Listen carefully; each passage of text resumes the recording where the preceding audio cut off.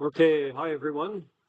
We're actually going to get going on time today because Jess threatened to go talk as long overtime as I do. Actually, I'm just kidding. She threatened not to talk on and on as I usually do in a round.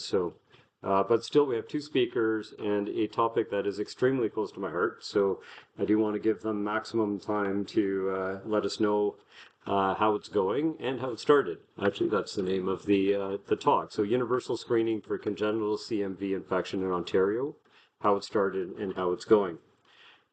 So we'll start with acknowledging the land that we are on. So we're on the unceded Anishinaabe Algonquin territory. The peoples of the Algonquin Anishinaabe Nation have lived on this territory for millennia, and we honor them in this land. And I'm pausing on that because I learned a couple months ago that Anishinaabe refers to the people, so saying Anishinaabe people is actually a redundancy, so I think I need to edit that. Their culture and presence have nurtured and continue to nurture this land, and we honor all First Nations, Inuit, and Métis peoples and their valuable past, present, and future contributions. So again, we have two speakers today, Dr. Jason Brophy, who is now our division head for pediatric infectious diseases, but has a long and storied career already in congenital infection and really on a global scale. I think that might be my introduction for Jason. I think he's very well known here as Associate Professor of Pediatrics at the University of Ottawa. And Dr. Jess Dunn, who is also a pediatric infectious disease specialist. Her bio doesn't note her Master's of Public Health, which I think is very relevant to the topic today as well. She is now practicing at the Alberta Children's Hospital in Calgary, but remains the medical lead for Newborn Screening Ontario for the congenital CMV portion of the hearing screening program. I think with that, I'll hand it over. And I was glad to see, it's exciting to see Jess in person. I haven't seen her in person in a while because she's mainly in Calgary. Ditto. It's exciting to see Granish in person. And I feel like I need to apologize. I should have called this population-based screening for congenital CMV infection in Ontario, because that was an important distinction and stuff to be made. So briefly, is this going to advance? Okay, screen, sorry. So our disclosures, there's a couple. The only thing that's probably most relevant is our involvement with the CMV Canada Medical Advisory Committee. And things that we wanted to chat about today, Jason and I, was really to discuss the clinical presentation and the importance or impact of congenital CMV infection, learn about the outcomes from the first 4 years of Newborn Screening Ontario's CCMV screen as part of the expanded hearing screen or risk factor hearing screen for permanent hearing loss, and to view outcomes from an NSO quality improvement initiative using saliva-based screening for CCMV. So I'm just going to set the stage a little bit. I think everyone maybe remembers like 2015, 2016, when Zika started to come out and the world kind of lost their mind about this. And this was hitting all the headlines everywhere. There was warnings and sort of recommendations put out by the CDC, by Public Health Agency of Canada. There was recommendations on people who were planning to have children or who were pregnant, about travels, about not. Tons of money went into trying to look into Zika, which was super important. But I think the one thing is that this article highlighted is really that we've known about an infection or a virus that causes babies to have microcephaly and pretty significant developmental delays or cognitive impairments and neurodevelopmental problems for a really long time. And in fact, we've known about it for a very, very long time. So I'll read this briefly. It is an excerpt from a letter that was written now over 30 years ago, referring to a previous letter that was written 25 years before, so 50 years into it.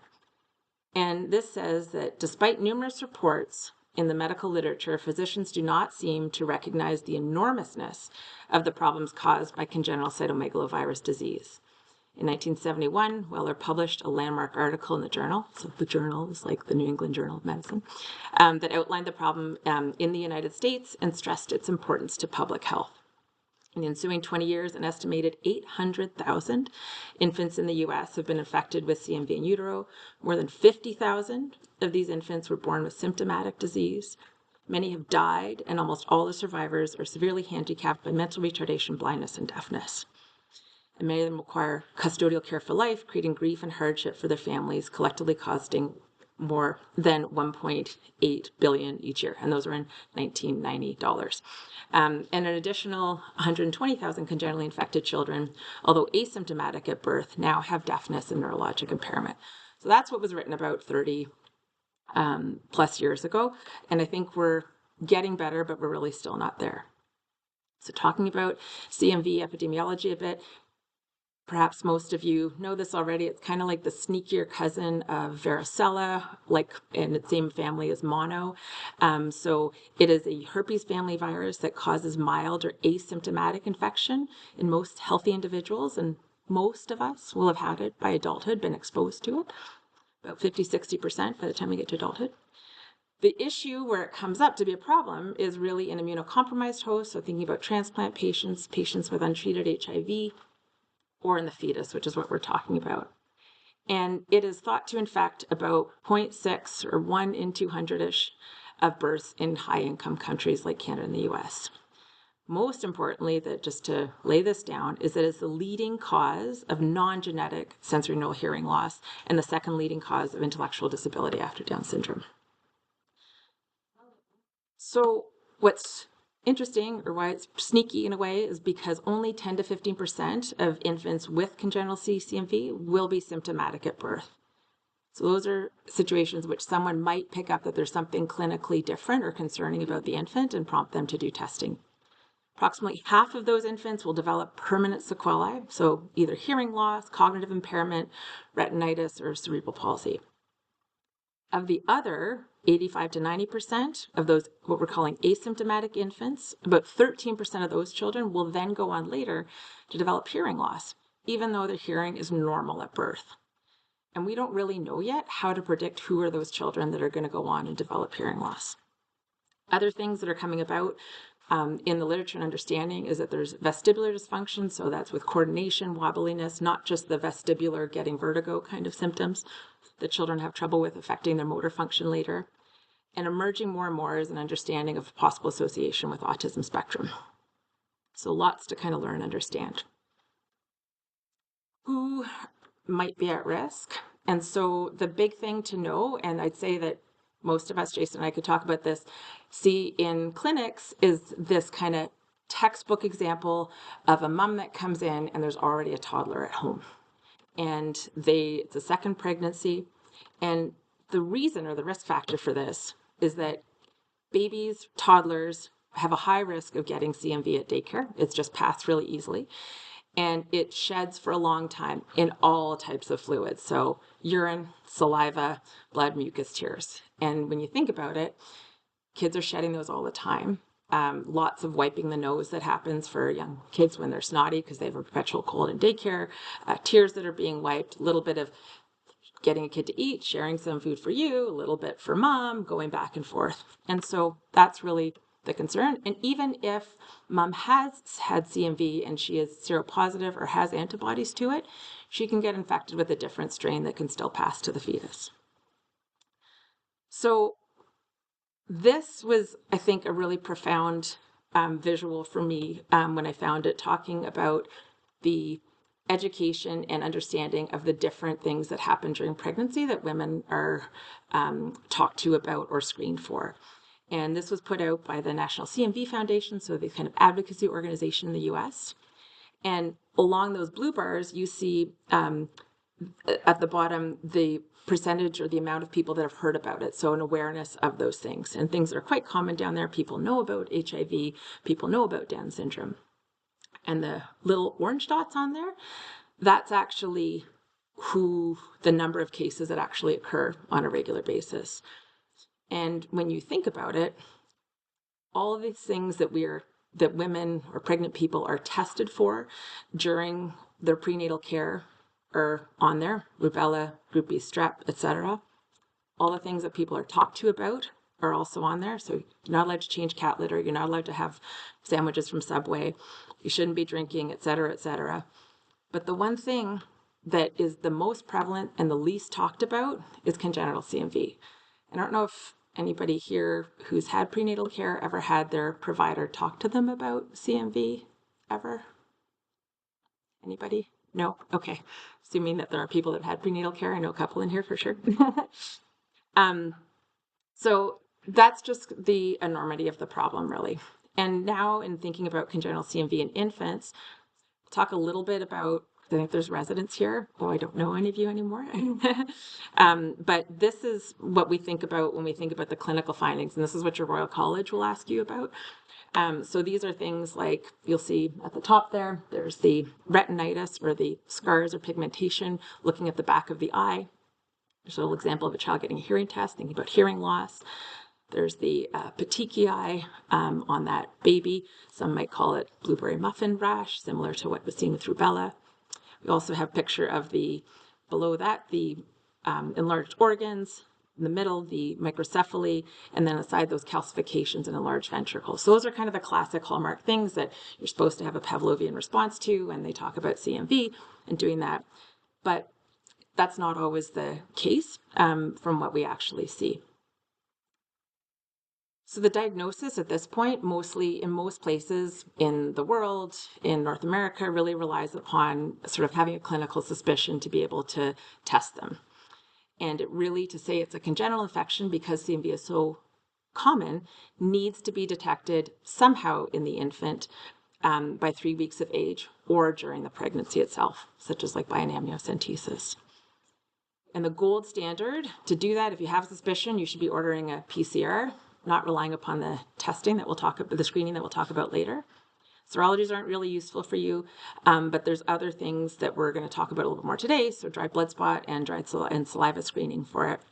In some cases where you have a child where you're clinically suspecting it, but they're beyond that age, there is the option to be able, if the area where you live, jurisdiction, which definitely in Ontario, but in other places, if you have that dried blood spot, you can ask it to go back and be tested again and sort of try and assess whether or not that infection was present at that time. But the actual reality is that we're pretty terrible, based on the Canadian studies available, at identifying symptomatic CMV. So being able to pick it up on all those classic obvious symptoms, we've shown by a few studies that even on conservative estimates of what we expect for congenital CMV, only about 10% of the symptomatic, so 10% of the 10% of infants are actually being diagnosed clinically in Canada.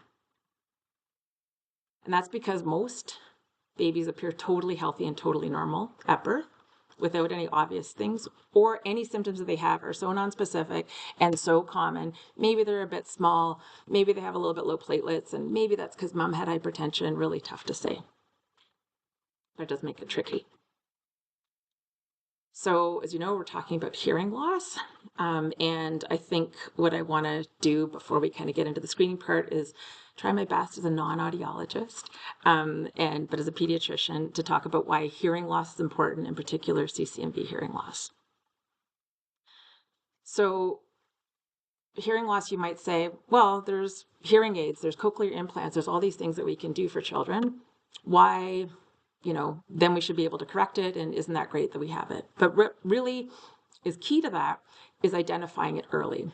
And so this work out of Colorado hammered home that point. So children who were identified as having their hearing loss before 6 months of age looked at their receptive and expressive language. And among this group of children that they found at around 2.5, 3 years of age, any child who had early identification before 6 months of age and normal cognition, they had pretty solid mean language quotient or score. Not surprisingly, any kids who had later identification, so this was picked up beyond that 6-month mark, and had low cognition, had a language score is about half of that. But was totally outstanding to me is that infants who were later identified and had normal cognition had the same language scores as kids who were identified earlier and lower cognition. In some ways, people said, introducing almost an environmental learning disability at that point. And this impact continues beyond into adolescence. So another group out of the UK really showed from a prospective study that children who had early identification, there it was below 9 months of age or before 9 months of age, there was a difference in the school age kids in terms of their reading scores and comprehension. But actually, what happened is the kids that were identified later saw that this gap widened over time. And so this benefit to children with early intervention kind of persisted into adolescence and presumably into adulthood, but I don't have that data. So how does CMV factor into that? Well, this is a really significant paper that I think, if I'm overspeaking, was a really important factor in what was introduced at the newborn screening here. And that was that 1/5 of children who had hearing loss at birth, it was due to CMV, congenital CMV. For those, when they looked at children who had hearing loss, both at birth and later onset, who were 4 years old, a quarter of those children, it was due to congenital CMV.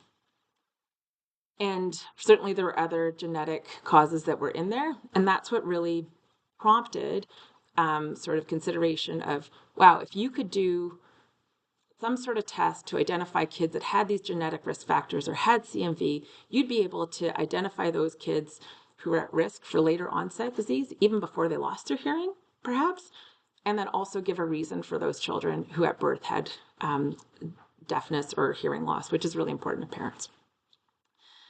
And so how it started, hearing screening in Ontario. It began in 2002, which was the Universal Hearing Program. So these are all the little probes that were put into ears that often happened when children were born before leaving the hospital. And at that time, too, there's regular assessment for any risk factors. Had they had an aminoglycoside? Do they have a family history of deafness? Is there some meningitis or other reason why they might be more at risk? But what was being noticed is that those screening risk factors that were being asked for weren't really identifying properly or effectively the children who had delayed onset hearing loss. And so what was known about the genetic and CMV risk factors, oh, this popped up, was that if there was a way to kind of identify them and do that wouldn't that be great to be able to introduce that screen, and highlighting that a lot of that ingenuity and everything was really a CHEO-based initiative, talking that kind of came from the IHP land, for the Infant Hearing Program land with Marie Pigeon, who's not here, but hopefully many people know, and then Pranish, of course, who was leading the NSO at the time. And so these great minds came together. I heard it was at a pub, but I don't know the rest of the stories about it. And that really introduced then some of the additions to the hearing screening at Newborn Screening Ontario. And so many of you may or may not know that there's different types of screening that happen here at NSO. So there's the dry blood spot, all those conditions that are routinely screened for on there, including SCID. And it was really the introduction of screening SCID that allowed, and that allowed the incremental, I'll call it, add of screening for these genetic risk factors and for CMV as well. And so permanent hearing loss introduced not for actually diagnosis of CMV, but really for risk factors for their hearing loss later. And so it was a joint initiative. Again, we had the newborn dry blood spot, the hearing screening program. And when this started, kind of on a initial limited basis, I would say, in 2018 in May, and then on a sort of more population-based offer to everybody in July 2019, what happened was that infants who had their hearing done were asked, would you also like to have hearing risk factors checked for, hearing loss risk factors checked for at the time of that they got their little probes in their ears? And if they said yes, then there was a message that went to NSO to actually release those results that they wanted testing for both the CMV and the genetic risk factors on their newborn dry blood spot. And I will say that this important in here was that this was a consented process, not part of the routine. Everybody got it released on their dry blood spot. And overall, the rate was pretty good. It was about 99% of parents that said yes. How many of them knew at the time in their hazy newborn period that they were doing? Another question maybe, but anyway. And so any child that's identified as a positive screen for CMV, the initial workup is pretty standardized, and this is in line with all the North American, European, everything guidelines. We confirm, this is little poltergeist is rapidly advancing. Okay, that you want to confirm that with a urine PCR. They have a physical exam by a pediatrician, and we've been really lucky to have so many pediatricians across the province sort of partner to do this work. Laboratory testing, looking for thrombocytopenia, conjugate hyperbilia, etc. A head ultrasound to look for those changes. An eye exam done by an ophthalmologist, as well as not a hearing screen, but a diagnostic audiology assessment. And when this was outset, the big task was to try and get this done by 4 weeks of age. So if they were eligible to get treatment with an antiviral, that could be offered. That's shifted a little bit, but there's still a drive to try and get that done in the first month of life. So this is what happens. There's a nurse practitioner who is situated at 4 of the pediatric hospitals in Ottawa who works for NSO. They get a notification of a positive screen every week. They trigger a medical referral to a community pediatrician who's already partnered and has an interest in congenital CMV following these patients. That pediatrician completes or helps facilitate the initial assessment. If there are concerns or signs of symptoms, anything abnormal in the workup, then they're referred to pediatric infectious diseases at one of the 5 sites across province, decision treatment or not. If there's no symptoms at all, then they are continued to be followed for their development, ongoing, just to ensure that all those screens and assessments are in place if needed for them. In parallel, when a positive screen happens, there's a report that's triggered and it goes to the infant hearing program. That also makes them aware that there is going to be a need for a diagnostic audiology assessment because the child is at risk for a hearing loss. If it's not identified or present at all, then they continue to go on at sort of a heightened surveillance protocol to be followed to make sure that if there is a later onset with normal hearing at birth of this hearing loss, that they get intervened upon in time and not waiting until they're delayed in speaking and everything else. If there is a hearing loss, they get management interventions as needed, possibly an ENT referral, and that information also informs the categorization if they're symptomatic or not.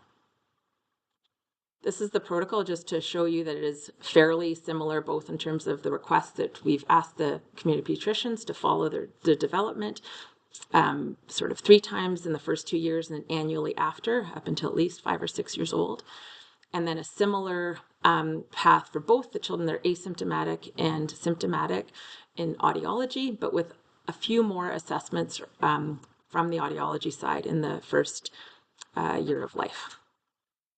So we did this, set it out, and we're finally able, thanks to most of the people in the very back row there, to kind of share what we learned in the first 4 years of the program. And it was a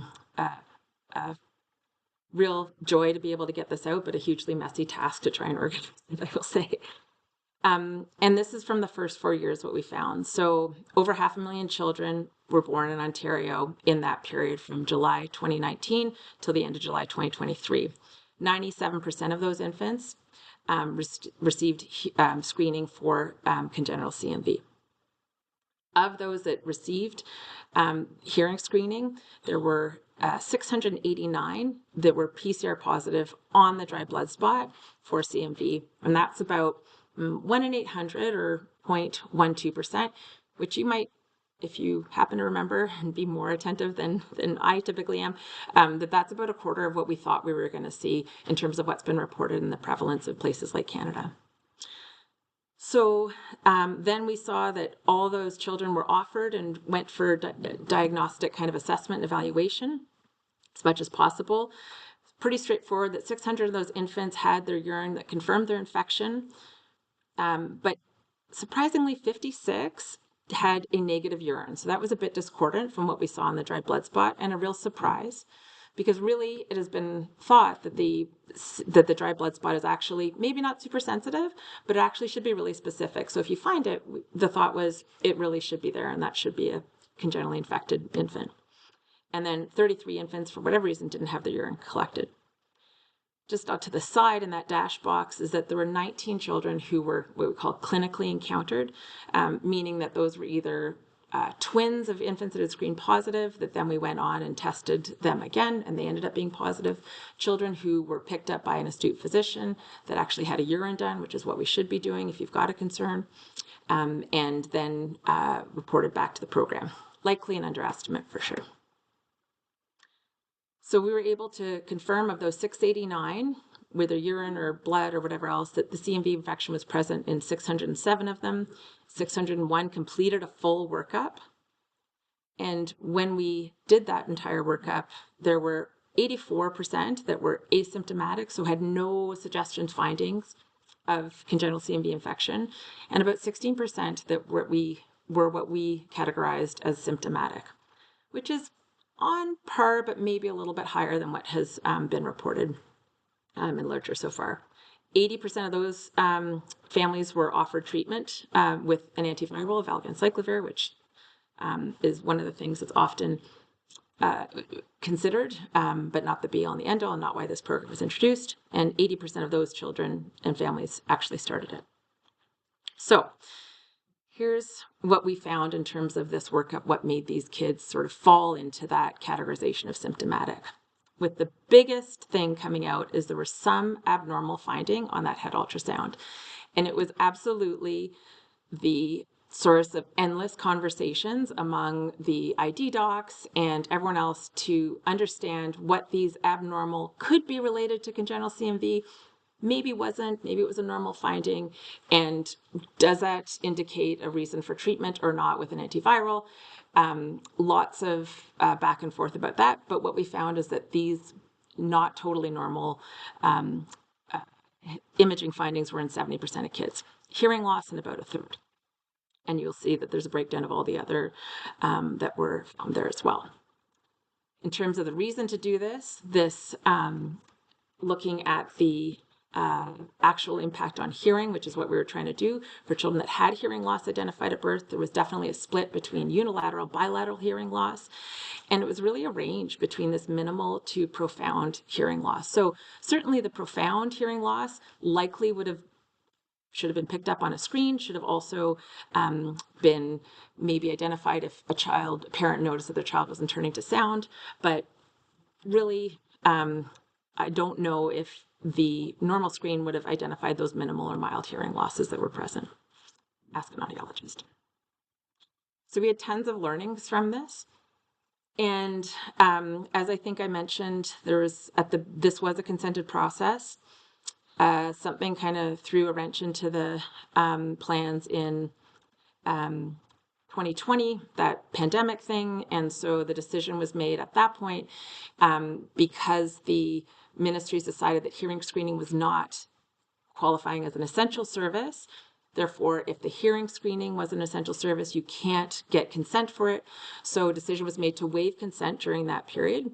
And what we saw is that when consent was waived, no shock, we were able to actually see kids in a much more timely manner, less of stress in terms of having their workup done by that month of age and offering or having a discussion about antiviral treatments. The consented process returned after things slowed down, so just over a year ago, and there have been tremendous improvements that have been made to the consenting process, particularly with the electronic transfer of consent from the hearing agencies into the newborn screening system. And now, last I checked, happy to be corrected, but about 90% of consents are received at by 2 weeks of age, which is really important and allows those results to be released in a timely manner and have those discussions with families and have them seen. So the specificity, that's the other thing, as I think I mentioned, that was thought and just accepted to be known for dry blood spot. Oh, it's super specific. Reports before have been like 99% specificity. So threw everyone for a loop when in the first few years of the program, we found that we came up with about 56 babies in those 4 years had a negative CMV test when we tried to confirm it in their urine. Initially, there was discussion, what do we do about it? Oh, we're investigating case by case. Let's try and troubleshoot this and that, see if we can confirm or refute it. And there were different things that were found, but nothing that was a unifying explanation for all of it. So sometimes we found there was card contamination. Sometimes we found that where the CMV urine was being done had a different test that was falsely negative, but in the urine it actually was present. All of this prompted in 2023 to sort of start a QI initiative and try and systematically review these. And so all these urines that 8.5% of these DBS screen positives that had negative urines were sent to the public health lab in Toronto. They were run on kind of a standard assay, and any negative urine from that PCR test had sort of secondary testing, both to be done in culture, which isn't routinely done anymore. I feel like the CHEO lab here was like kind of the last stronghold to kind of be doing cultures and stuff, but even we don't do it anymore. And then also run on the newborn screening test here. And with that, since that 2003 initiative started, we had a total of 62 negative urines, and all that reflexive testing or secondary testing was really found to be in line with the sort of commercial assay that we used. And the impact of this was that all infants now who have negative urines, if they are run on that sort of known test to confirm, can be discharged as false positive screens, and this allows them to be released from this sort of overhanging thought of, do they have CMV? Are they going to be at risk for hearing loss and everything else? Another big change that was made, and Jason and I were just in Minneapolis, Minnesota at the CMV conference last year, and learning that our experience, although of interest to many, might not be everybody's experience with a CMV, who have a CMV universal screening program. But we started to hear about these optho appointments. I don't know if anyone else has really good luck getting an optho appointment in Canada. It's a problem in Calgary, it's a problem here, it's a problem everywhere. But it was really, these clinics are very overburdened. They're only at the pediatric centers. And so families having to come down either from far away or to make another appointment that couldn't be done with their pediatrician. It was an added ask, both on the clinics, on the families. I'm told the eye exam is pretty uncomfortable despite whatever kind of methods you use. And we heard back from them, listen, we're not really seeing a lot of disease. Do we really have to be screening all these babies within a couple weeks' time? And so we looked back at 2.5 years of data partway into the screen, and of those infants during that time period that had an eye exam, almost 350, only 2 of those infants had any findings related to CMV disease. And those were scars. Those were not anything that needed a direct intervention at the time.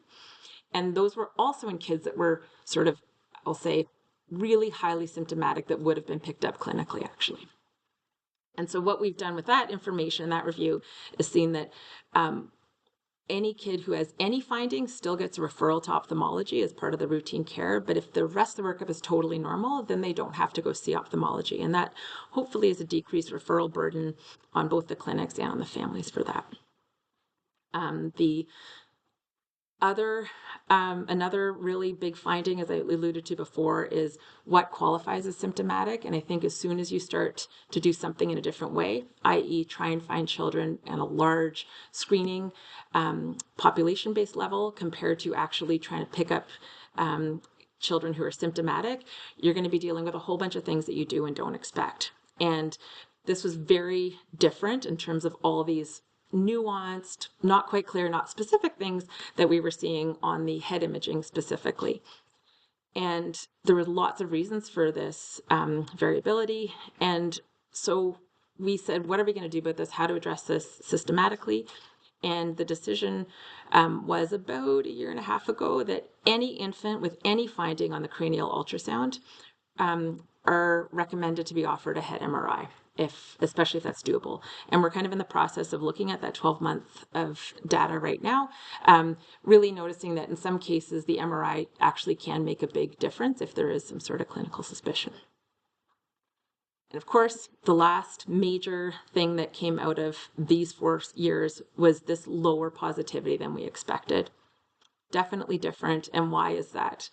Is it instead of 1 in 200, we were seeing 1 in 800 children screened positive for it. Was it because of school closures and the pandemic? Probably a little bit during that period, but doesn't account for all of it.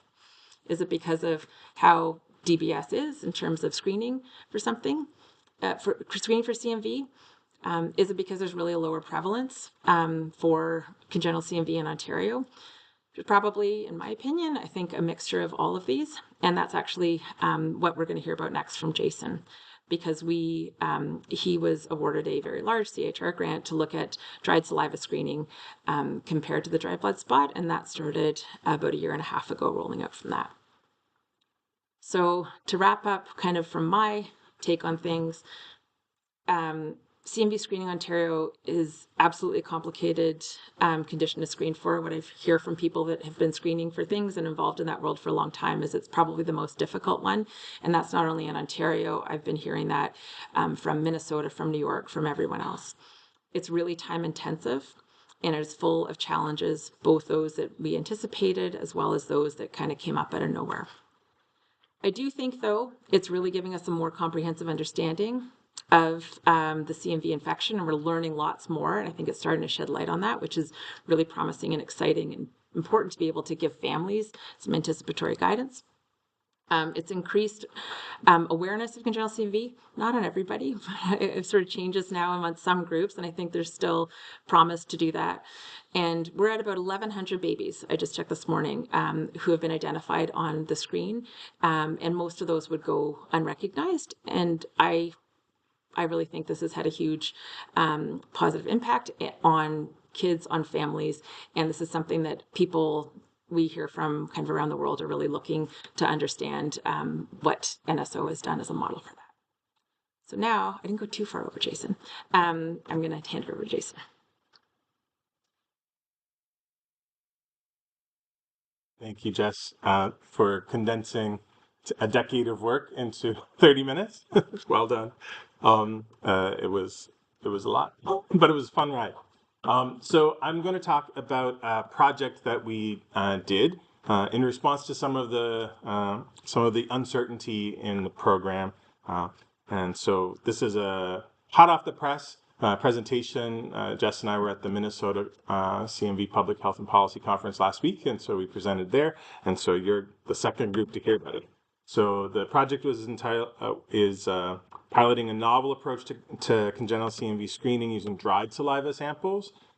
So these are our preliminary results from our QI initiative in Ontario to improve diagnosis, and it comes from a project, CHEO-funded project called CAN Hear Ontario, Congenital CMV and Hearing in Ontario, Optimizing Screening to Improve Child Health Outcomes. This is the smaller group of investigators, is a larger group for the whole project. And so just to review what Jess has already presented, over 500,000 babies were screened in the first 4 years of the program, which led to a 0.125 screen positive rate, which was less than we expected. And of those, 0.11% went on to be confirmed as having congenital CMV, which, as mentioned, it was not what we expected to find. That positive rate is much lower than what was quoted in the literature in the past. And even within NSO, our former lab director at NSO, Dennis, had done a pilot where he took 10,000 dried blood spots, de-identified them, and did CMV PCR on those, and found that 0.6% of them were screen positive, which was bang on with the literature and what we expected. And so we made all of our plans for the program based on those pilot data. Since then, other jurisdictions have published, because that was more dated literature, and so in the last 5-10 years, there have been other publications that have come out putting a positive rate of about 0.4%. So Minnesota was the second jurisdiction in the world after us to introduce universal CMV screening, and their rate and their population was 0.4%. So still not, ours was much lower than we expected. And as Jess mentioned, we had 19 additional cases who were diagnosed who had negative dried blood spots. So that told us, as we expected from the literature, that DBS is not 100% sensitive. And so we knew this going into the program, and we're starting to think about it before July 2019 when the program launched, and certainly after it launched and we had our initial results and saw this lower prevalence. So what were the possible explanations for this? Like, one, does Ontario actually have a lower prevalence of CCMV? Are we just better at avoiding sharing saliva? I don't know. Maybe we are. Maybe we are. I doubt it. Second, is it related to the known lower sensitivity of dry blood spot testing for CCMV? So there was a meta-analysis published about 10 years ago that looked at all the published literature around dry blood spot sensitivity for CCMV, and it found a wide range of sensitivities from 30 to 95%. It differed depending on if they were prospective evaluations versus retrospective evaluations. But overall, the pooled sensitivity was about 84%. Which meant you'd be missing 16% on the DBS. And that makes sense. The amount of blood you have in a dry blood spot is very small. And we know that the amount of CMV in blood compared to other compartments like saliva or urine is about 100-fold less. And so we know that should be probably a lower sensitivity, but each assay and the way the assay is done will have a different sensitivity. So what was ours? We weren't sure. And then our last question, if DBS has a lower sensitivity and we're not detecting all the CMV screen positives, how many are we missing? And is that important if we really want to do a good job of picking up everybody? And at that time, saliva testing was thought to have about 100% sensitivity. And so should we do something? So NSO, in collaboration with a large group of investigators, introduced a quality improvement initiative for CMV testing to try to identify cases not identified by the dried blood spot using dried saliva spots. So this hadn't been done before. And that's where we take a saliva sample from the cheek, roll it onto a filter paper, and then do the testing on the filter paper sample the same as you do for the dry blood spot sample. So we chose that approach rather than using a wet saliva sample, which most of the studies in the literature had done before, just because it could be very easily rolled into current operations at NSO. We already know how to punch filter papers for blood. Just punch the saliva papers the same way. So we did a bunch of pilot work around how to do that and would that work, and it seemed to work well in our pilot work, and so that's what we went ahead with. So we applied several times to CHR. It was a struggle, and our first submission actually went in before the whole program launched. We thought that was a good rationale to try and launch them at the same time. They said no. We submitted again. They said no. Third time was a charm, and thanks to the CHEO RI who provided additional support to me and our team in rewriting the submission a third time because they saw that we were close and they just wanted to give us that bump, and we actually got funded in 2021. And we selected 10 birth hospitals across the province to be part of this pilot program. We picked them based on their locations as well as their birth numbers, and the estimate was that those 10 hospitals would have about 38,000 births per year, and that would take us about a year and a half to get to 50,000 births, which was our overall aim, based on our sensitivity calculations, which were totally off because we used what we thought what the program would look like.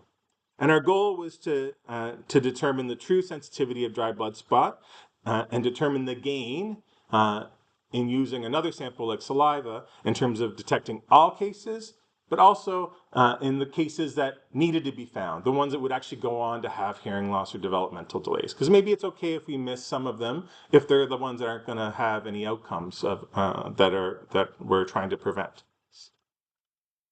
And so the research questions that we proposed, what is the true prevalence of CCMV and how many are we missing with DBS only? Are babies who are saliva positive but DBS negative somehow at lower risk for sequelae? And maybe it's okay that we miss them with the dry blood spot program. And then what's the cost effectiveness of all this using DBS versus DSS? And so, as Jess mentioned, we started this QI initiative in February last year, and we developed this cute little card that looks a lot like the dry blood spot card, but it's a separate card because we didn't want them contaminating each other. And so it was developed, and we developed some educational materials for the mostly nurses who are collecting these samples, the dry blood spot samples in the 10 hospitals, and asked them to collect saliva at the 24-hour mark. So the DBS is collected at 24 hours. And so the ask was to start by swabbing the baby's cheek and doing the saliva card first, and then do the DBS after that. And we asked them to try to do this at least 1 hour after the last breastfeed. And the reason for that is we know that women who have CMV have it in their lymphocytes and sometimes shed it in the free virus in their breast milk. And so we thought that that would be a potential source of contamination. And in previous studies using saliva for diagnosis of congenital CMV, that has been the case, that there have been false positives or positives due to breast milk contamination rather than CMV in the baby. In those wet saliva samples, so taking a swab, putting it in a tube, sending it to the lab, and doing the testing, it's usually been very easy to discriminate a false positive due to breast milk contamination from a true positive because of the amount of virus. So in a true positive, the amount of virus is like 10 to the 6, 10 to the 5, 10 to the 6 amount of virus per milliliter saliva, versus breast milk contamination is more like 10 to the 2, 10 to the 3. So really, quite easy to discriminate like a false positive from a true positive in those scenarios, and that's what we had kind of expected to do with this program. And the 1 hour after last breastfeeding was to try and avoid that breast milk contamination as much as we could. Couldn't tell them, don't feed the baby. And so hospitals were engaged about 3 to 4 months before the rollout of the program to do the education and make sure that they understood what we were asking for. As of end of May of this year, after about 15 months of collection, we had approached about 45,000 samples, DSS samples being collected, and our supplies ran out. So we bought 55,000 enough samples or supplies to screen 55,000 babies. Somehow they got only 45,000. And then we ran out of money and we couldn't buy any more. So we decided we'll cap it at 45,000 and see what we got.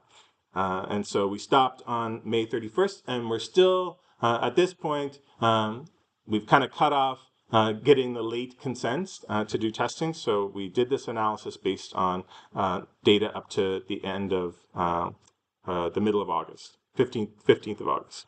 So in that study, what did we find? In that study period, we had about 45,000 babies that received some sample from those study sites. 3,300 of them, we didn't get a consent, so we couldn't do the testing. Oh, and the return to consent happened conveniently 2 weeks after we rolled out this tried slide. We tried to separate them in time, but the world conspired against me. And so they kind of rolled it around the same time. And so like that return to consent was a process, and people had to relearn how to do that stuff. And that's the reality of doing programmatic research. And so we had about 42,000 that had consent and 42,000 that had at least one sample received from those 10 hospitals that was tested for CMV. Of those, 150 ended up being referred, 86 because they had positive testing from one sample, 58 because they had positive testing from two or more samples, and 6 because they were a sibling of a screen positive. So if one twin was positive, we decided we were going to test the other twin if they're triplets, all of the babies, because higher likelihood that might have been a false negative. And so we had 150. We took out those 6 that were siblings because their testing was negative, and actually their urine confirmations were all negative. We took out 4 that were lost to follow-up, and we didn't have results for. There were 2 babies that had DBS positive out of about 3,000, but they didn't get a saliva sample sent. And so we took them out because we only had the DBS sample. And then there were 77 that had DSS only, but none of them were positive. So that, if you take 150 minus those, that leaves us with 138 positive screens where we had DBS, DSS, and urine confirmation results. Of note, only about a quarter of urines were received before 21 days. And again, this is a programmatic issue where like the return to consent delayed some stuff. The saliva testing and DBS testing didn't come out at the same time because of the lab and the lab needing to like prioritize the newborn screening, DBS samples. And so only about a quarter of them were received by 21 days, which is a bit of a flaw. And the median age of urine collection was 28 days.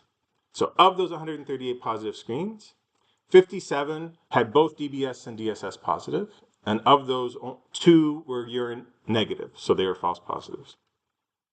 73 had DSS positive but DBS negative, and of those, only 19 had positive urines, and the rest were false positives.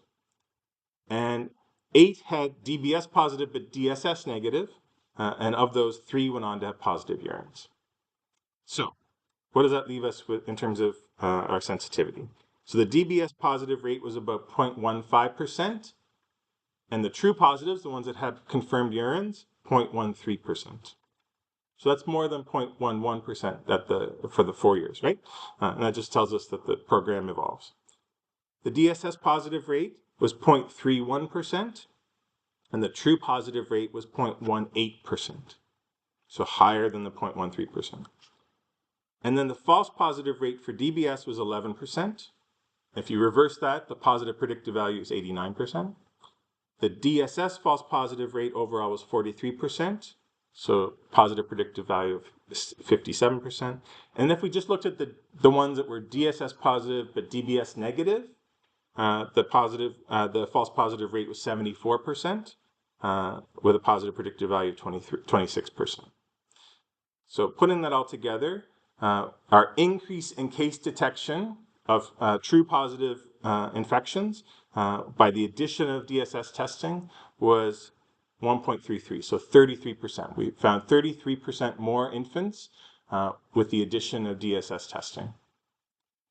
And of note, there were no clinically diagnosed cases who had negative DBS and DSS.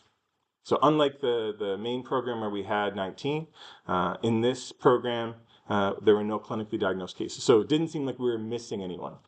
We only finished a few months ago. That may change. We may find more kids as the next year or two unfolds.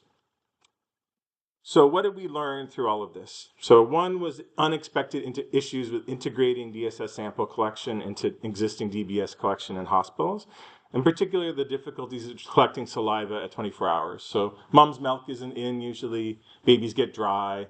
A lot of nurses were like, we can't get enough saliva. We're using like 5 swabs, which tells me why I ran out of supplies. And then they're rolling it and it can't see it and blah, blah, blah. So that was one issue. Second was saliva doesn't have a color. So unlike blood, where you can see where the blood is on the card, you can't really see where the saliva is on the card. So we tried to mitigate that by asking all the collectors to do it in a systematic way. Like start with the right-hand circle, roll from the bottom up, so that we knew that most of the saliva should be at the bottom of the left-hand circle, and then fill the second other right circle later. So we tried to do that, and then in the lab they tried to like look at it under UV light or hold it up to the light. But still, it was an issue in the lab in terms of finding the saliva on the card. There were some definitely false positive DSS samples, which we expected, as I said, from breast milk contamination, but we weren't able to determine like a threshold for when a positive was a false positive. Unlike with the wet saliva, just the CT values on the PCR didn't really correlate very well with false positives versus true positives. As we went along with the program, we're now that we've finished, we're going to like do a detailed analysis to see if there is a clear cutoff when we could call like a CT value a false positive, but it really wasn't evident during the program. We also found that there are a number of false reasons for false positive, not just related to DBS. Another was in the lab, if we had a super positive saliva, so actually the first positive saliva was so hot, they said, we've never seen anything like it. And it was like a CT value of 17, and usually dry blood spot CT value is about 25, 30. And so they're like, it was so hot. And then it contaminated the whole run. So they had to go and like change the way they were doing the punching in the lab to make sure that the hot positive ones were put separate on the confirmatory run, or put it at the end of the confirmatory testing run. And then the last thing, which is probably the most important, is that with all these false positives, we were getting feedback from our nurse practitioners that families were not happy about it because they felt like they were being tortured, where we were bringing them in, doing all this ultrasound, blood work, audiology. Sometimes they were living like 2 hours away, trying to do all this stuff, all to be told at the end that their baby didn't have CMV. So because there were so many false positives with the DSS positive, DBS negatives, we started to just start by doing a urine to confirm first, and then if the urine was negative, they didn't get the full workup, and if they did get a positive urine, they would get the full workup. And so that was one way that we had tried to address that problem. Some results are still pending, so in terms of the delineation of symptomatic versus asymptomatic amongst those that were saliva screen positive, we're still collecting that data, so we're not able to tell you the clinically actionable sensitivity yet, but that's coming. And we also have a consented cohort study. So all the babies who are identified in this pilot program, were invited to take part in a cohort study so we could make sure we have detailed data collection and complete data collection on their outcomes so we can report on those late sequelae. We're looking at repeating all the DBS positive, the DBS negative, DSS positive cases. We're repeating the DBS testing with a more sensitive assay to see if we just missed it on that assay. Third, we're going to look at the CT values, as I mentioned. And for those who don't know what CT values, I assume you knew because we talked about it endlessly with COVID. CT values like the level of positivity on the PCR. It's like the number of cycles before of PCR assay before it becomes positive. So the higher it is, the lower the positive, the lower the CT value, the more virus is there. So we wanted to look at that. And then the cost effectiveness analysis, we've started that as well. So what were outcomes from this? Our prevalence is still lower than expected, but closer to other jurisdictions, so 0.18%. But unlike the DBS program, we haven't had any clinically diagnosed, so it seems like we haven't missed any using saliva. We didn't do a gold standard test. So the idea would have been to do a wet saliva test alongside the dried saliva test, because we know that's the gold standard. Just to say, like, our dried saliva approach was a good one, but that would have required a consented study, which would have been like $20 million, not $1 million. The minority of infants had urine CMV PCR performed by 21 days, which would have been ideal. You can think about it if someone has a saliva positive at birth, that means that they were probably exposed to CMV in the mom's breast milk, and maybe they could have a postnatal infection. And so the longer you get out from 21 days when the urine's collected, the more possibility of having a postnatal infection included in those. And at present, there's no decision on whether this is something that we would want to programmatically implement at NSO. We're going to finish up all of our review of the results and discuss it. But I think this is a good thing to know about in terms of other programs, ours and other programs, considering implementing CMV testing. So the conclusion is, I think that this was integrating DSS to DBS collection was definitely feasible, and it paired well with our existing lab processes, with the benefit of up to a third more babies identified, but at the cost of more false positives and potential parents feeling like that was too much. And our further work on cost effectiveness of this approach and a detailed analysis of the lab characteristics is coming, and hopefully we'll learn a lot more from this program. So I'd like to finish, and on behalf of Jess too, by thanking the whole NSO team. So there are a number of people within NSO who made this project happen and did a lot of work, a lot more work than I did on it. I just neurosed about it. They did the work, and so really all the bolded people, shout out to all of you. Thank you so much, and then all of the other people involved with the program. And I will stop and take any questions.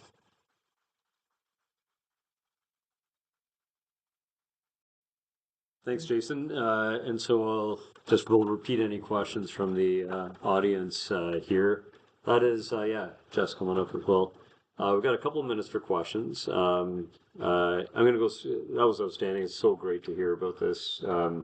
And just thinking about that long read-up, like that, really our first thoughts around CMV were with Bob Slinger and Alex McKenzie when we were thinking about the technology for screening, late 2000s. So, this translation was over a huge amount of time, and it's a great example of a learning health system, just constantly learning and iterating. So Prentice was the reason for the season, so, and who got us involved in the first place, so thank you to you. Thanks. Yeah, Carolina. Well, thank you. It's a great presentation. I just have a question about symptomatic congenital, because I see the other side of the liver aspect of it. So has it been considered including the hepatitis or jaundice and anything on the symptomatic thing? Just to go back on those babies who had a positive CMV, how many were, I don't know, like contaminated or anything like that? So Carolina had a question about symptomatic CMV and in particular around liver involvement in symptomatic CMV. And I know there's a lot of debate amongst the ID community about how to define symptomatology. So So do you mean as part of the initial workup? Just to classify symptomatic CMV, Yeah. if they had any involvement. Yeah, for sure. So there are kind of general guidelines that are out there, and really it is if there's hepatitis and hyperconjugated bilirubinemia is part of it. The general flow is that. So for us, I will say that any child that had any symptom was categorized as symptomatic. And for us, sorry, am I speaking into the thing? Oh, okay.